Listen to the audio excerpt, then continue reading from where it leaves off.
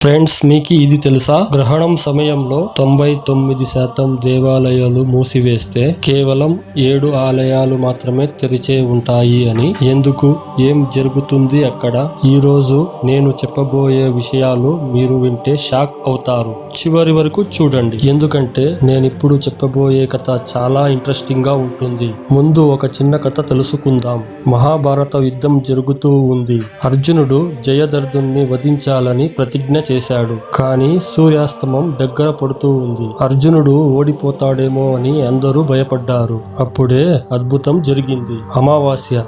శ్రీకృష్ణుడు తన మాయతో సూర్యగ్రహణం సృష్టించాడు. చీకటి పడగానే జయద్రథుడు బయటకు వచ్చాడు. వెంటనే సూర్యుడు మళ్లీ ప్రకాశించాడు. అర్జునుడు విజయం సాధించాడు. ఇది కేవలం కథ కాదు, గ్రహణాల వెనుక దాగి ఉన్న అద్భుత శక్తికి ఉదాహరణ. ఇప్పుడు సైన్స్ రూపంలో తెలుసుకుందాం. రాహువు, కేతువులు అమృతం తాగడానికి ప్రయత్నించారు. విష్ణువు వారి తలలను నరికాడు. కానీ వారు అమరులు అయిపోయారు. అప్పటి నుండి సూర్యచంద్రులను మింగుతూ గ్రహణాలు సృష్టిస్తూ ఉన్నారు.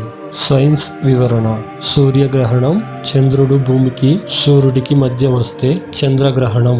భూమి సూర్యుడికి చంద్రుడికి మధ్య వస్తే సూర్యగ్రహణం. మాక్సిమం 7 నిమిషాలు 31 సెకండ్లు మాత్రమే ఉంటుంది. కానీ చంద్రగ్రహణం 3 గంటల 40 నిమిషాలు ఉంటుంది. ఎందుకో తెలుసా? అసలు విషయానికి ఇప్పుడే మొదలవుతుంది. ఎందుకు దేవాలయాలు మూసివేస్తారు?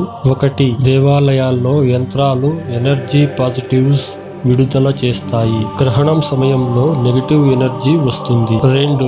సూతక కాలం. గ్రహణానికి 12 గంటల ముందు నుంచి దేవతల శక్తి క్షీణించడం మొదలవుతుంది. శ్రీకాళహస్తి, దక్షిణ కైలాసం రహస్యం. నవగ్రహ కవచం ఉంది. రాహువు, కేతువులు ప్రవేశించలేరు. గ్రహణం వేళ పూజ చేస్తే కోరికలు నెరవేరుతాయి. సంగమేశ్వర ఆలయం, కర్నూలు వర్షాకాలంలో పూర్తిగా నీటిలో మునిగిపోతుంది. గ్రహణ సమయంలో అరుణ హోమం. మహాకాళేశ్వర, ఉజ్జయిని 12 జ్యోతిర్లింగాల్లో ఒకటి. శివుడి శక్తిని గ్రహణాలు తాకలేవు.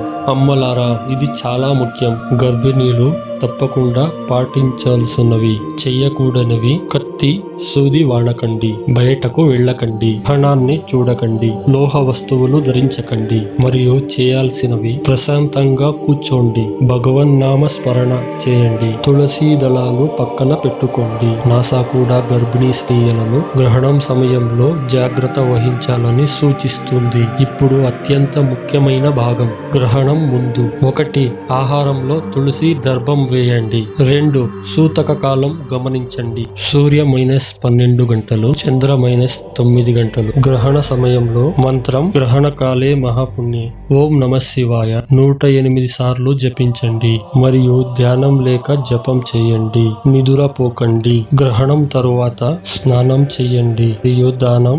సూర్యగ్రహణం రాగి, గోధుమలు. చంద్రగ్రహణం వెండి, పాలు, బియ్యం మరియు పితృతర్పణం అత్యంత శక్తివంతం. గ్రహణం తరువాత 48 నిమిషాల్లో ఇచ్చే దానం 1000 రెట్లు ఫలితాన్ని ఇస్తుంది. చివరిగా కొన్ని ప్రాక్టికల్ టిప్స్. గ్రహణం ఎప్పుడో క్యాలెండర్లో మార్కు చేసి పెట్టుకోండి. అలాగే ఆధ్యాత్మిక పుస్తకాలు చదవండి.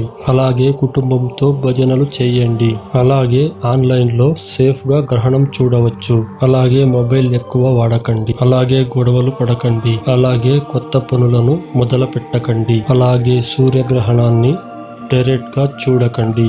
ఫ్రెండ్స్, గ్రహణాలు ఖగోళ ఘటనలు మాత్రమే కాదు, అవి మన జీవితాల్లో మార్పుకు సంకేతం. సరైన విధానం పాటిస్తే గ్రహణాలు గ్రహదోషాలను తొలగించి జీవితంలో కొత్త అధ్యాయాన్ని తెరుస్తాయి. అలాగే గ్రహణం సమయంలో మీరు ఏం అనుభవించారు కామెంట్ లో చెప్పండి. అలాగే మన ఛానల్ ను సబ్స్క్రైబ్ చేసుకుని బెల్ ఐకాన్ ని ప్రెస్ చేసి ఆల్ లో పెట్టుకోండి. అలాగే ఇలాంటి మరెన్నో వీడియోల కోసం మన ఛానల్ ను సబ్స్క్రైబ్ చేసుకోండి. మరొక్క వీడియోతో మళ్ళీ కలుద్దాం. నమస్కారం.